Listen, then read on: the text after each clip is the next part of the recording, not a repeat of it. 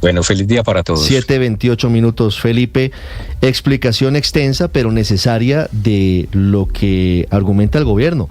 Me quedan muchas dudas, Felipe, porque están tomando datos muy viejos en mi opinión, pero él dice que así viene la metodología de hace años para el cálculo de la UPC. Este es un tema muy técnico, pero sí, no es entiendo, tremendamente técnico. No entiendo por qué se basan en datos de la CPS de 2023 y no toman 2024. Sé que no ha cerrado el año fiscal, pero ya había una proyección bastante certera, por lo menos hasta octubre, de cómo se han comportado las CPS, muchas de ellas intervenidas por el gobierno. Decidieron que se hizo con base en el cálculo del 23, dice el viceministro que hay casos de inconsistencias y que con base en eso, la ley dice que tiene que determinarse por el IPC, el aumento de la unidad de pago por capitación.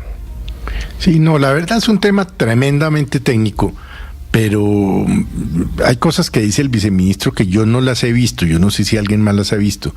Este cuento de que hay ya 10.000 grupos interdisciplinarios, médicos, psicológicos, etcétera, en todas las regiones del país, atendiendo, acercándose a las familias, yo ese dato no lo creo, no lo he visto. No he visto a nadie hablar de la importancia de ese tema. Entiendo que están hablando del sistema preventivo. Pues sería necio decir que prevenir la enfermedad es mejor que curarla, por supuesto. Pero es que viven como en un mundo tan raro. Ahora, es un tema muy técnico. Yo no me atrevo a decir si la decisión o no es la correcta. Tiendo a creerle más a los médicos, a las sociedades científicas, a los directores de los hospitales clínicos que ayer se pronunciaron diciendo nos toca cerrar, no hay con qué pagar salarios, hay hospitales del país donde no hemos pagado desde el mes de septiembre.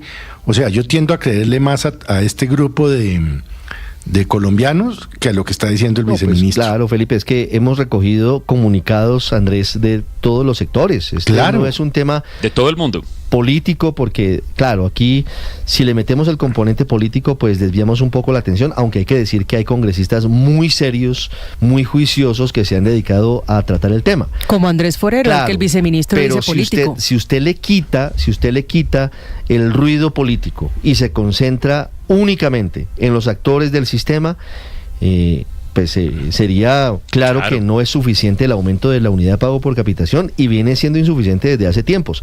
Sé que es una vena rota, entiendo que aquí el problema es estructural, Andrés, conocemos los líos que se han presentado de presunta corrupción.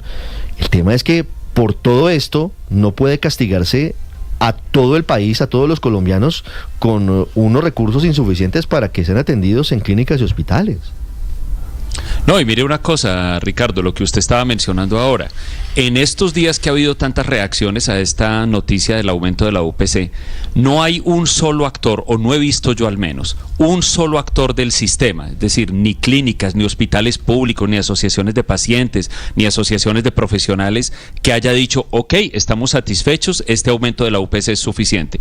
Este gobierno se la pasa alardeando de que está fortaleciendo la red pública y que su vocación es el fortalecimiento de la red pública, o sea, como que haya hospitales públicos por todas partes, pero aquí hemos tenido a la gente de la red pública también diciendo esto nos va a quebrar.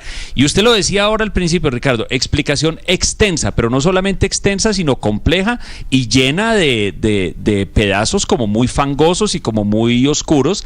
Y yo me pregunto, porque es la pregunta que me vengo haciendo desde ayer cuando conversábamos de este tema, si el gobierno verdaderamente cree que se va a salir de esta echando ese cuento, echando esa explicación. Es decir, cuando empiecen a cerrar hospitales y centros de atención, cuando empiecen a cancelar procedimientos, cuando a la gente le empiecen a demorar la entrega ya más aún de lo que está pasando, de sus medicamentos, cancelar cirugías, etcétera, etcétera, ¿realmente el gobierno cree que la gente se va a declarar como satisfecha con esta explicación? Que decir, bueno, no, claro, no, es que tiene razón el gobierno, es que la CPS ve esto, la CPS bla, bla, bla, la CPS intermediación financiera, Gerardo, no, la gente lo que quiere es salud, la gente lo que quiere es su procedimiento, su cirugía, su medicamento. No se va a poner a pensar usted enfermo si esto es culpa de Vargas Lleras o culpa de Pastrana. Y además, como las explicaciones son contradictorias, porque uno echa toda esta carreta que acabamos de oír, pero el otro va y dice que eso es por la no aprobación de la ley de financiamiento, y el otro dice que eso es porque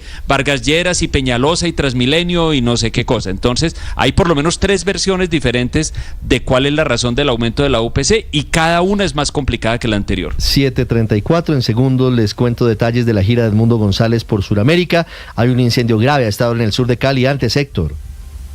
No, pero hay una explicación que es la que es, Ricardo, que es aparentemente la información no es suficiente para tomar una decisión, y entonces se toma como dice la ley, que es aplicando el IPC. Que es insuficiente, de eso no hay duda, pero aparentemente no habría información suficiente para tomar otra decisión. Esa es la explicación que da el viceministro.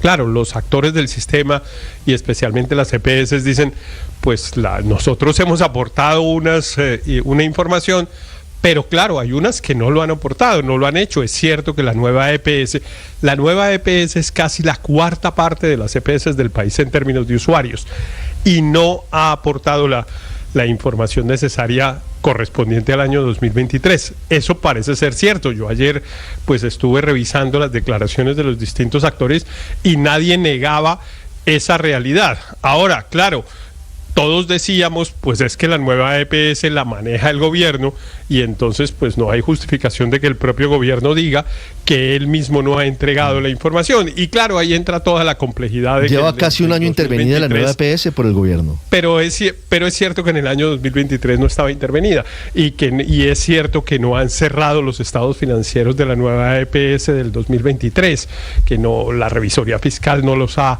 avalado. Todo eso es cierto, Ricardo.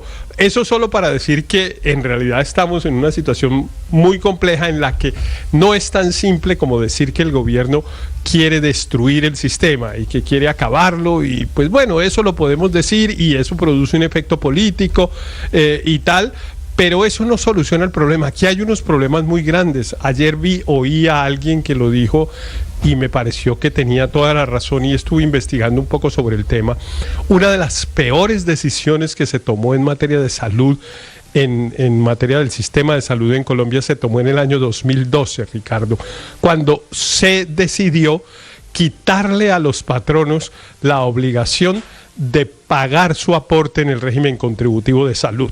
Cuando usted es empleado, usted tiene que pagar un porcentaje de su sueldo para afiliarse a la salud, y los empleadores todos tenían la obligación de pagar un porcentaje equivalente al doble de lo que usted pagaba. En el año 2012, yo no sé quién, y no encontré una justificación suficiente y mucho menos un resultado positivo que justifique semejante decisión, le quitó a los patronos la obligación de pagar eso que equivalía, si no estoy mal, al 8% del salario de las personas, y se las quitó a las empresas que declaran renta con más de 2 trabajadores, y se las dejó, por ejemplo, a las fundaciones. Sí, así es. Se la trasladó al presupuesto general y se la dio a las fundaciones. Entonces, por ejemplo, se la dejó a las fundaciones, y entonces usted que tiene una empleada que le ayuda en su casa, usted como patrono tiene que pagar un aporte para salud. Pero si la empleada es empleada del éxito, el patrono del éxito no paga el aporte en salud. Realmente hay una cosa que es absurda, y que por ejemplo, pero déjame terminar solo para poner este dato que es importante, que por ejemplo desfinancia el sistema en relación con el aumento del salario mínimo, porque cuando a los trabajadores de una empresa grande les suben el salario mínimo, pues el aporte en salud también subía, y subía en el mismo porcentaje en el que subía el salario mínimo. Resulta que ahora eso dejó de pasar y todo se volvió una carga del presupuesto general de la nación, con lo cual se desfinanció más el sistema. Entiendo todas esas explicaciones, pero el dato sigue siendo el mismo. La UPC no va a alcanzar, y al no alcanzar van a salir muchas personas, la tía de alguien, el primo de alguien, el hermano de alguien, la mamá de alguien, maltratada, afectados. Tal vez afectados. Entonces, pues afectados yo quiero dejar el dato. Yo pueden entiendo aplazarse toda la cirugías, explicación. se cierran hospitales o partes de hospitales, se despide profesional de la salud. Ahora que Héctor le explica, todavía queda más claro. Es decir, aquí el problema no es quién tiene la razón, aquí el problema es un dato, y el dato es que no alcanza. Y al no alcanzar, 38, eso va a afectar personas concretas. Paola, en segundos, noticia urgente desde la cárcel de La Picota de Bogotá, noticia que tiene que ver con un presunto homicidio de uno de los internos. Paola, me decía, para finalizar. Ese dato que es donde está la bolita se hace con 6 criterios, Ricardo. Lo que pasa es que efectivamente, como decía Héctor, nos decía ahorita el viceministro que no hay información suficiente porque la nueva EPS no ha logrado hacer sus cierres contables y porque esto se toma con base en la información del 2023. Pero son 6 criterios que son objetibles y medibles. El primero es la carga por enfermedad y el perfil epidemiológico. El segundo es la situación en salud. La carga por enfermedad pesa 21%, la situación en salud pesa el 16%, el GPC, que es guías de práctica clínica, pesa un 14%, primera línea, que es la atención de uso cotidiano, pesa un 19%, el grupo poblacional pesa un 18%, que es dependiendo de cómo está cada una de las poblaciones, y la frecuencia en recobros pesa el otro 12%. Eso a usted le da el 100% de cómo se calcula el valor de la UPC, que por lo demás me quedo pensando, pues entonces lo que están diciendo es, como no tenemos la información suficiente, nos guiamos por lo que dice la ley y nos ajustamos a la inflación. Pero qué cosa tan loca, cómo se ajustan supuestamente a la inflación del año pasado, cuando todo esto se está haciendo es con procedimientos, con medicamentos, con cobros, de hace 2 años, cuando la inflación era casi el doble, Ricardo. Recordemos que hace 2 años la inflación del país estuvo casi cercano al 9,5%, fue exactamente del 9,28%. Entonces el desfase es a todo nivel, y fuera de todo tenemos un presidente de la República en donde hace la comparación con base en la inflación que se viene para este año, que se proyecta para este año 2025, que estaría en el 3%, y diciendo que una vez más lo que quieren es enriquecer los bolsillos de las EPS millonarias y ricas y que explotan a todo el mundo. Entonces yo creo que aquí la falta de conocimiento es total, y quiero con total sinceridad también que el presidente de la República, Gustavo Petro, no entiende de lo que está hablando, como seguramente no entendemos muchos, porque es un tema muy técnico que debería efectivamente dejársele a que lo manejen unos poquísimos que sí comprenden de este tema y que son los que día a día hacen estos cálculos actuariales para calcular precisamente lo que es la unidad por capitación o lo que necesita el sistema por cada uno de sus afiliados.